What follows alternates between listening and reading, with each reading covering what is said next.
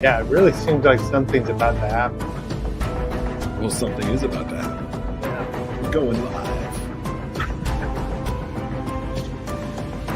Ooh, And get by the all way, those clocks, Tom. I know, and that 10 seconds does count down slower than actual seconds.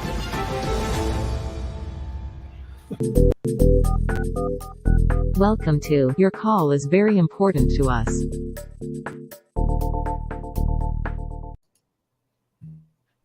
Wow, what a great logo there. You know, whoever created that, Vic, Yeah, you should is a pay that guy genius. double. Yeah. Hey, Tom.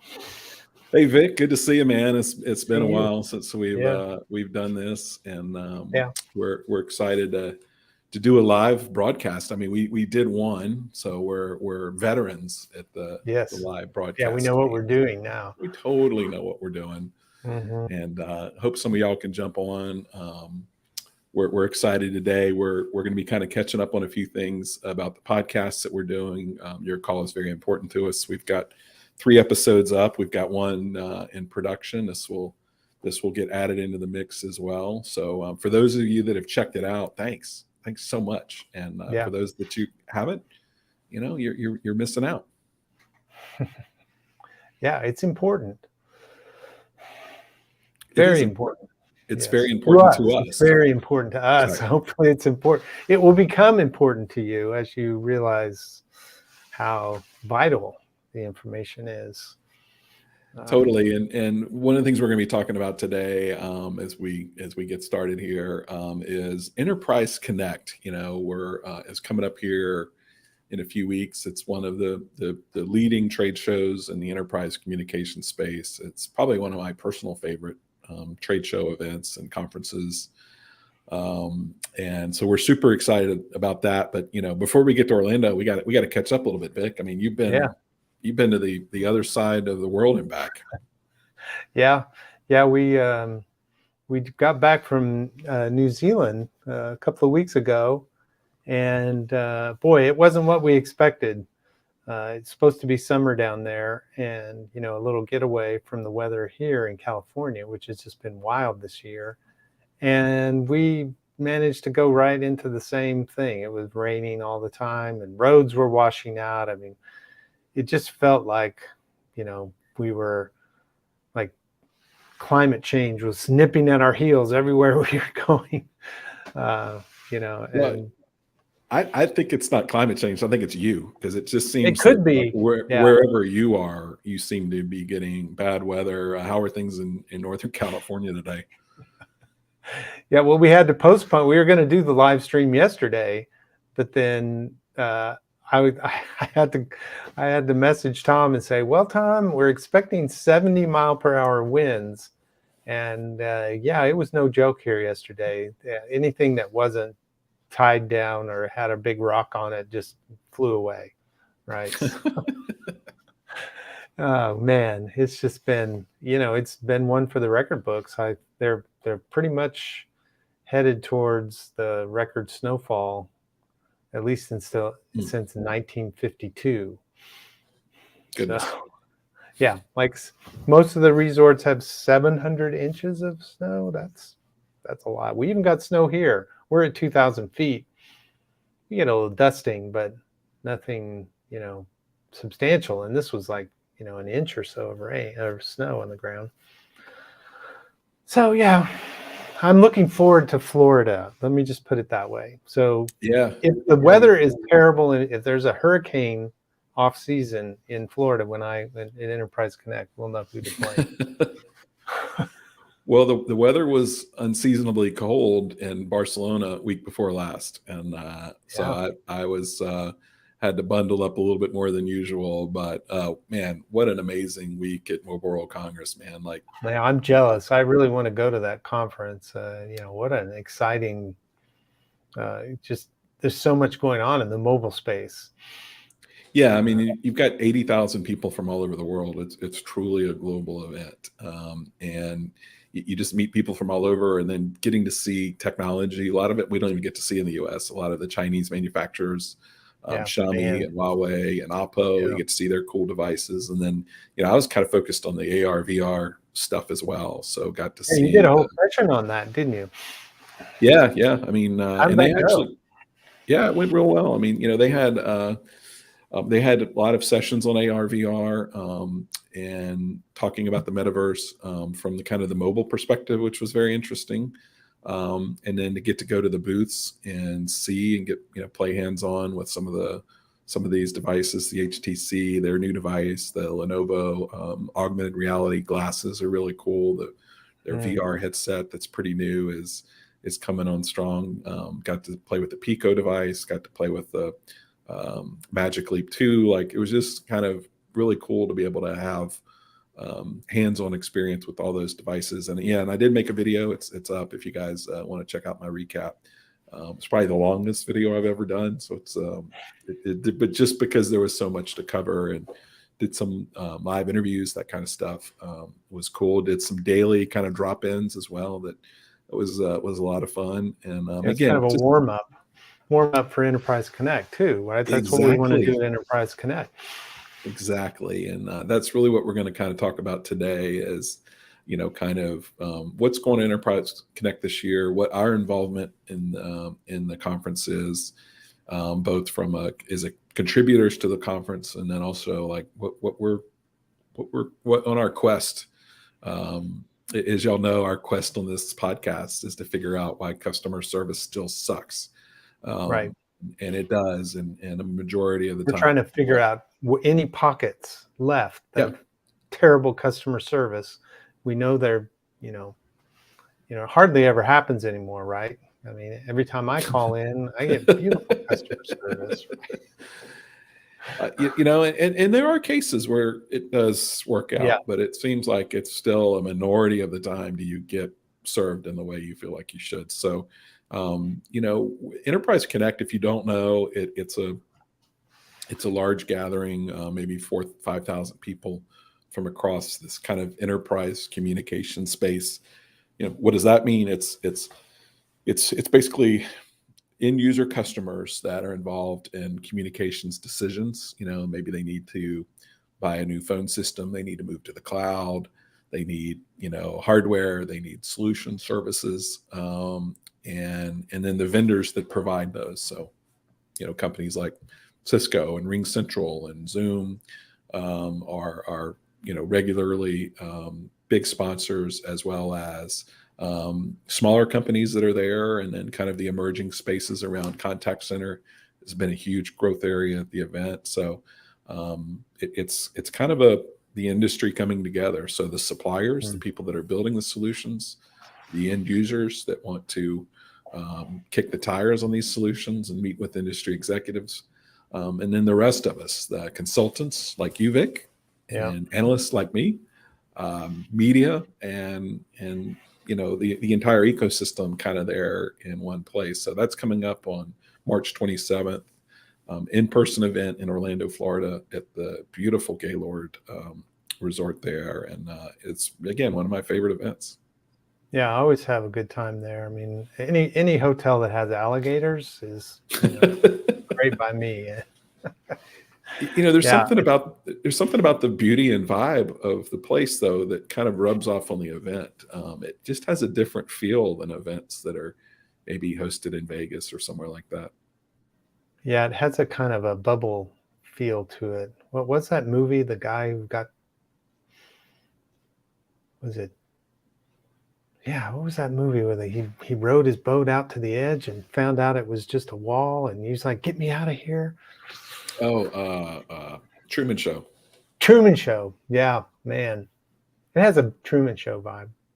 Everything's perfect. But all of Florida feels that way to me, really. I mean, yeah, but there is a little bit of sense, though, of just that, when you walk through those beautiful environments and into the show floor, into a meeting room, like you kind of carry that spirit with you of wonder and beauty. And I think it does affect the event. And then just the quality of people that are there, not including us, but other people there that are again on the executive side. They're not necessarily on the sales side.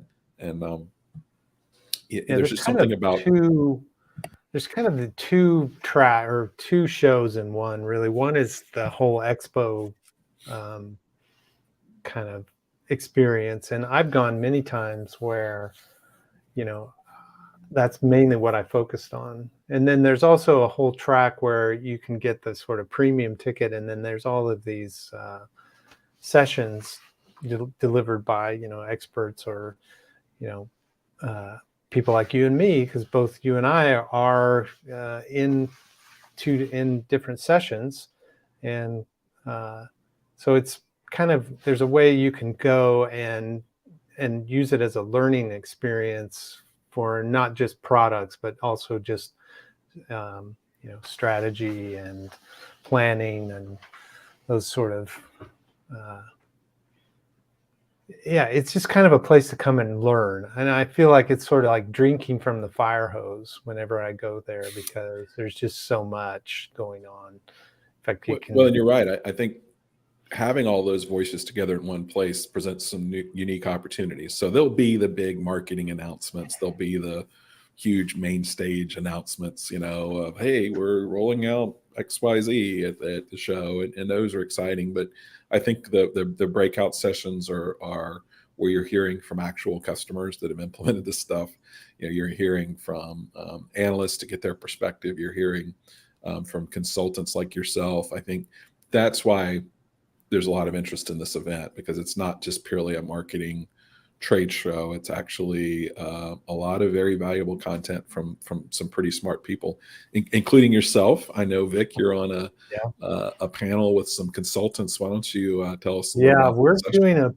we're doing a panel discussion on sort of real world advice for CAS implementation. So in case you're not up on all of the acronyms, it's contact center as a service, and it's, you know, these sort of out of the box products and services that you can subscribe to, like Amazon Connect or Twilio or Genesis, one of those. So the idea is, you know, it's like for people who have gone through, you know, implementing these, sort of what to learn. And I'll be focusing primarily on kind of pitfalls and you know, sort of things to watch out for.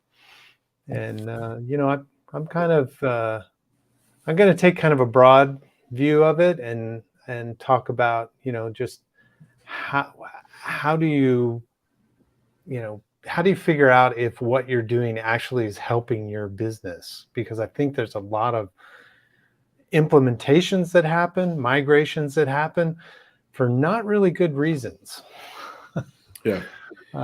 You know, it's like we're just kind of keeping busy, taking what we had that was, you know, in-house or, you know, on-prem as it's called, and now we've migrated it to the cloud or to CCaaS or whatever acronym. Yeah. I think there should be a session, and I would love to do a session just on acronyms. Yeah. Keeping up with the acronyms. You're really good at those acronyms. Don't you have some acronyms in the title of your session too, don't you? Yeah. I've got Okay. a CCAS panel as well. And you know, while yours is kind of consultant experience, which I think is awesome, because I think the consultants, you know, they've got multiple implementations under their belt, you know, so I think that's so cool. My session's actually going to be with customers. So it's going to be kind of case studies, talking through real world implementations that they've done in the CCaaS, you know, contact center space. And one of my guests is with the Orlando Magic. They're local to Orlando, and I've done some prep conversations with their director of technology. But you know, they're not just a basketball team. Like, they've got the arena, they've got, you know, broadcast, they've got all the stadium technology, scoreboards, you know, jumbotrons, digital marketing. They got all that stuff that falls under that. But and they're going to be talking a little bit about their transition to the cloud and moving their contact center and doing it in an era when you know, right as COVID Sorry, was Tom, I happening. grabbed It's the okay. screen. That's okay. You wanted yourself in the Yeah, limelight. I get it. yeah, But you were talking too much, so I yeah, was anyway, but what sorry. was interesting is they started down this journey, and there we go. Thank you. With if you're listening, Vic's playing with the video settings on our video broadcast, which you can also check out on YouTube or LinkedIn. But they were completing their final plans when COVID happened. So like they were just at the end of that process, and were able to just jump the implementation over the finish line, as they sent people home for what we thought was a matter of weeks. And now, they've kind of gone to a permanent hybrid work strategy. But just to hear that kind of story and the challenges that they overcame, and how they were able to get that done. And he said it was one of the most successful implementations he's ever been a part of, which anytime you talk about telecom and successful implementations, there's a story there of what made that work. So I think that whole session's going to be good. I'm looking at my notes here. Well, now, so who would be the target person for your session? Like if I'm also implementing, obviously. Yeah, totally. Or, yeah, I mean, I think there's different people. There's ones that maybe haven't gone down that path yet, that are trying to do their justification and trying to build confidence in their organization and move forward. There's people that are in the midst of it that are looking for tips to help them. There may be people that have implemented it, but maybe ran into problems, or maybe not sure they have the right solution. And then there's people that have implemented it, but are looking for the next step. And we're going to be talking about that as well. Like, now that you've implemented it, what's next, And so I think there's a little bit for everybody there. But again, this is not marketing. This isn't what's possible with CCaaS and how it can change your life. This is people telling their actual stories. So I'm super excited about that. I think both of those sessions, I think will be important for different reasons. One, to hear from the consultant's perspective of a lot of projects, and then hearing about very specific projects that these customers have gone through. Yeah, and I know from there'll be quite a few consultants like myself there. A lot of people from the SCTC will be there. In fact, the SCTC always has quite a big contingent of people. I think there's something like, they send a thing out, 10 different speakers and panels, and of course they'll have a booth. They always have a booth somewhere on the show floor. So, I think if you're sort of looking for consultants, or you would like to kind of understand more about the value of what a consultant can offer, this is a great place to come and talk, one-to-one. In fact, I think that's the whole value right now, is just having that opportunity to meet people one-on-one again. I mean, I'm still recovering from COVID. I don't go to, in the sense that I don't go out to anything, any shows anymore. So, it'll be interesting to go to such a big conference post-COVID and, see, what's the value face-to-face. I have a feeling if nothing else, it'll be a lot of fun. I mean, we always have a lot of fun. That we do. In fact, a little too much fun. We need a strategy on that this year, I think. At least some, I don't know, safe words or something. You're right. I mean, there's some late night networking as part of Enterprise Connect, and early morning breakfast meetings. Like you're kind of burning the candle at both ends. But you're right. I mean, I think, that for me, it's kind of like we can do events virtually. We've been a part of dozens of those during COVID, and you can get information out of that, but, you can't, you don't get those opportunities to really build relationships and those kind of unplanned conversations, the people that you run into that you didn't schedule a meeting with. But I know last year, one of my most important meetings and favorite meetings was a completely unscheduled, unplanned, meeting. And so I think, that's why we take a week of our lives and we for you fly all the way across the country and Mhm. pay an exorbitant amount of money at the Gaylord Hotel. Like, there's a reason we do all of that, and it is about these personal connections that are vital to our businesses. So yeah, there's kind of as you talked about, the sessions where you can kind of gain knowledge. There's the show floor where you can look at products, and then there's all that stuff in between, where you have opportunities to network, to grab a cup of coffee, maybe one drink in the evening, just Yeah. um, uh, it's about those types of experiences of building relationships, building trust, building rapport, building um, these kind of tight relationships that are so important. And that's what I look forward to the most. I mean, Yeah. for sure. Yeah, that's the main thing, is just seeing people, and it's a small community. It's amazing how many people, you know, uh,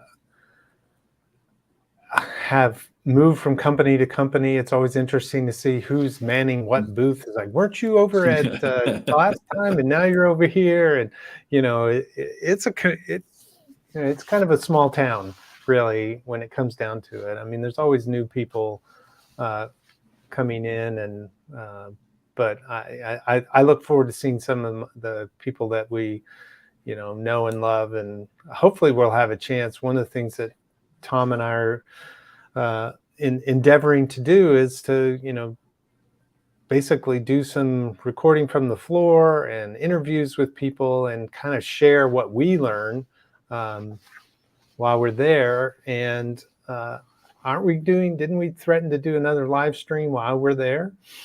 Yeah, absolutely. I mean, I think, it's, not everybody can go to the event. So we want to kind of share some of what we're seeing to the folks that can't be there. And then on our just ongoing quest to figure out why, like, we'll hear these vendor presentations and we'll go to the booths and we'll get the tour and all this stuff. But there's just still that gap between everything we'll see at the event and what we actually experience when we need service.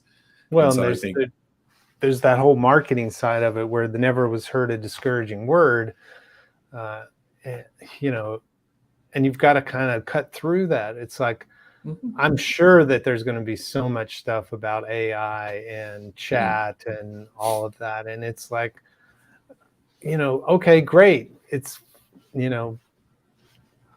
I'm glad that the chat is smarter than it used to be, but like, how much chat do we really, like, how big a problem can chat solve when it comes to getting good customer service? I think it's only has the potential of a slice here.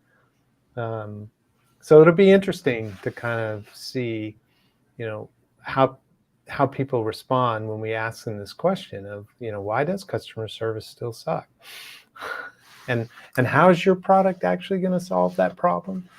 and then the tougher question of, why aren't we seeing this in reality? Why we get theoretically you've solved all these problems, but what is it that's making it so hard for people to implement? Is it too complex? Is it too expensive? Is it is it people don't understand it? What's the barriers here? Right. And then what can we do about it? Like, what can we we as an industry, what can we as analysts, what we as consultants, how can, I think the takeaways for me are, as an analyst, how can I help these companies better communicate their value and the simplicity and the business value, and how, and the analysts screwed up a lot of this stuff. So they're to blame for part of this problem. So it's how do we be better at our jobs of communicating this stuff that people can understand it, digest it, and turn around and take advantage of it. And I would throw the kind of same thing to you as a consultant. Yeah. How as a consultant can you better understand these technologies and better understand, how to help your customers navigate this kind of, crazy new world that we find ourselves in. Yeah, and being a consultant often feels like, it's part of it is understanding the technology, but a lot of it is understanding how businesses actually implement stuff and what they're actually capable of doing, because it always surprises me how kind of just companies don't have that kind of competitive sort of drive to change. Most of them seem like they're content to just sort of phone it in, to use probably an appropriate metaphor, right? It's like, or chat okay, it in, or email chat it in or whatever. It's just like WhatsApp it in, or I keep, I'm talking to these companies and I'm kind of wondering, it's like, really, that's the best we can do here, And how do I motivate companies to change and actually try new things? How do you I can't make a company do something they're not ready to do. And yet my job is to, come in, do an assessment and say, how could they do this better? How could they be more competitive? And that's a lot of what I'm going to talk about in the session I'm in. It's like, what makes a feature of, that you're seeing on the floor, how does it actually becomes something that gives you a competitive edge? Because I think a lot of people are just like checking off, like, okay, now we have AI chat, or now we have whatever the latest thing is, without much regard about, is there a strategy here? Yep.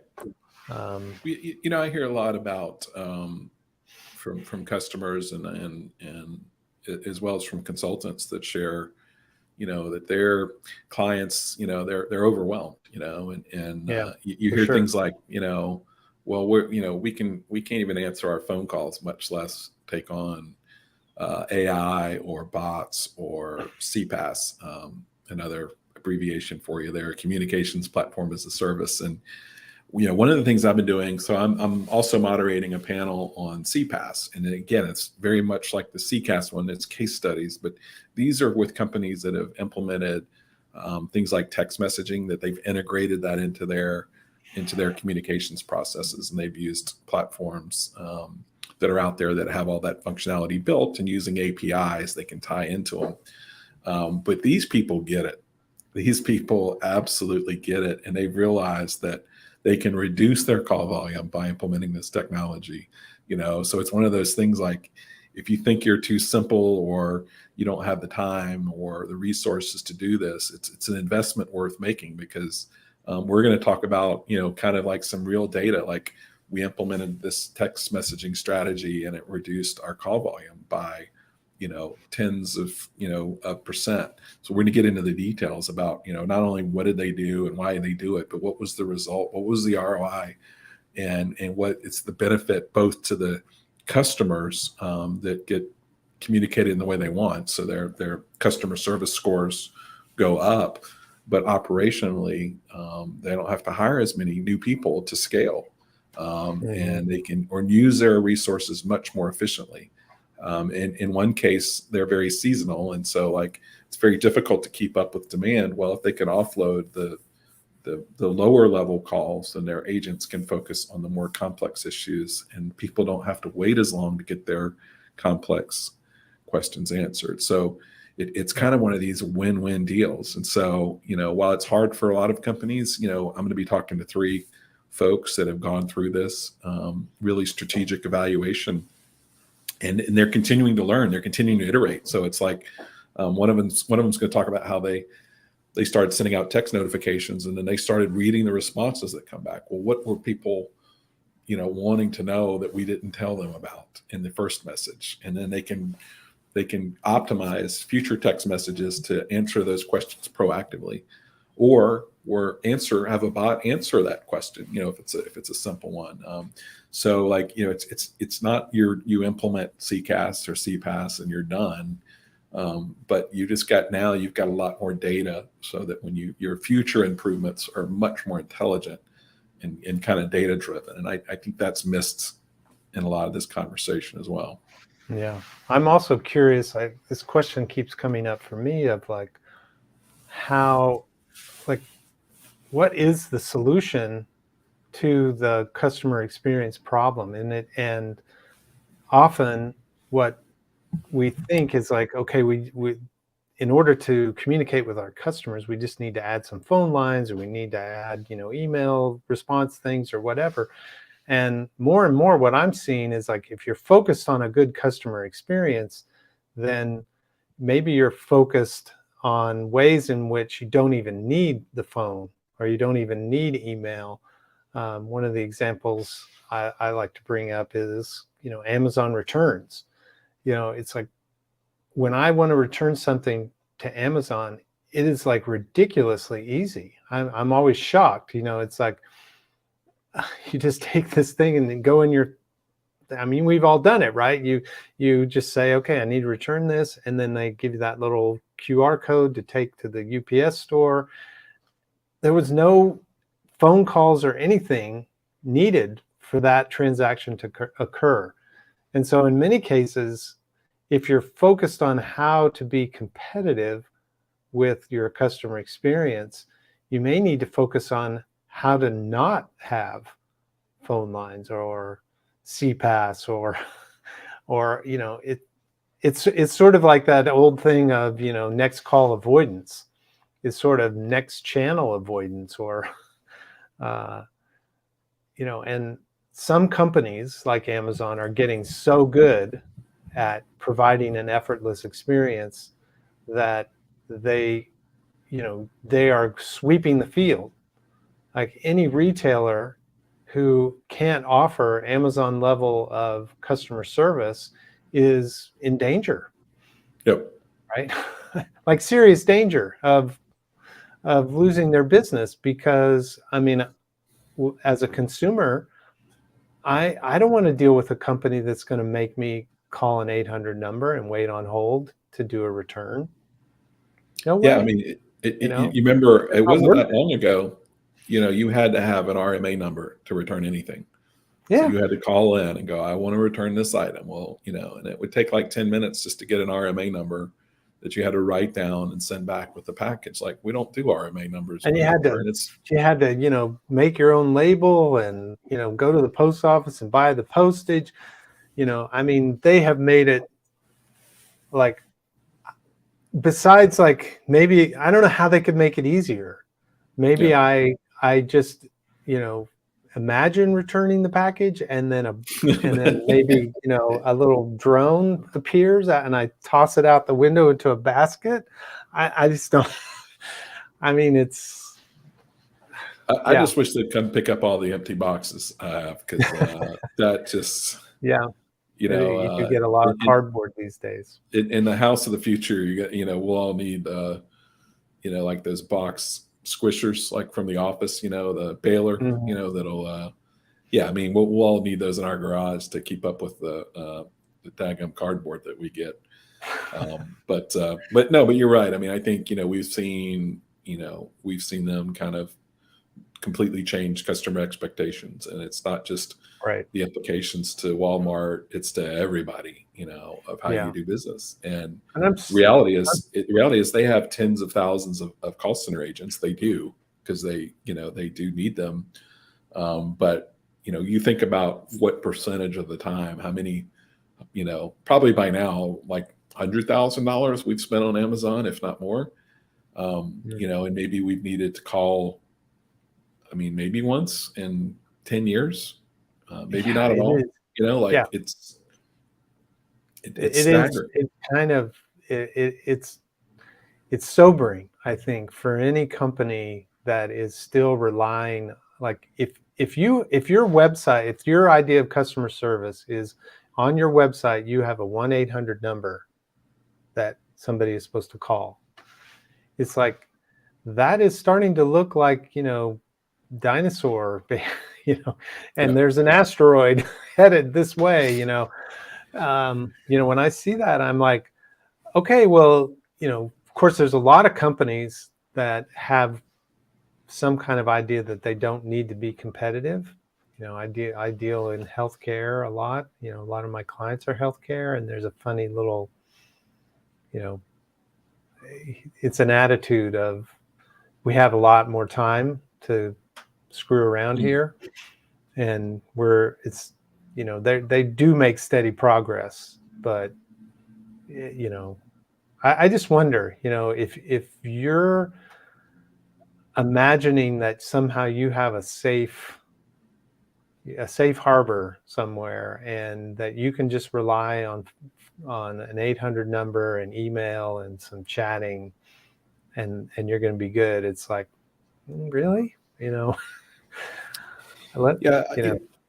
I think one of the most it exciting leaves you open for disruption, basically. I mean, Yes. it is a point of, like, you could there's startup companies could literally go down and look at different industries and see where customer service sucks, and then that's where they could say, okay, here's an opportunity for us. Well, and the reality is they can build it very quick, and because of the most important letters that we've thrown out, whether it's UCaaS, CCaaS, CPaaS, you name it, the most important letters of that are the AAS, not ASS, right, but AAS, and that's as a service, and that means that the smallest contact center can leverage the entire suite of functionality that the large companies do. And to me, that's what's so exciting, because these companies aren't just stuck with their little key system and whatever software they can buy. And in the old days, if you wanted to do CTI, or you wanted to do some really cool integration, it might cost $100,000, $200,000, $500,000 to build that out. Well, now it's in the suite that you get for $100 a month. Like, it just, you can have all the functionality. You can have the chatbots. You can have, AI. You can have, all of these tools doing real-time analysis of everything that's going on. You can do omni-channel. You can, this is all available to all companies of Right. any size. And a lot of it is being built in to, not just as a service, but it's moving into protocols that are built into the networks that we're using. Like WebRTC is a good example. It's now just basically something you can turn on, whereas before you had to order a whole, lines and servers and cards and all of that stuff. And I think more and more of those things are going to be moving into stuff that's just part of the fabric of the internet itself. And this is, we keep threatening to have these future episodes on sort of things like identity, decentralized identity, things like that. But it's exciting. And well, I think the thing that's going to be most interesting is just sort of taking a pulse on, who's doing what, and what people are excited about, and what's successful for people, and kind of focusing on some people that are doing it right. I mean, we like to pick on the people who are doing it wrong, but it's always a relief, to kind of come in and find companies that are trying interesting new things. And I still remember, I think they originally Enterprise Connect, wasn't it like CT Expo, computer telephony, or something like? Is that, you remember the because I remember back in the 90s, I'm dating myself here, when I first started getting into this industry, as a network engineer, I thought, okay, I want to get involved with this stuff. And I saw, Computer Telephony Magazine, and then I saw there was Computer Telephony Expo, and it was in Florida.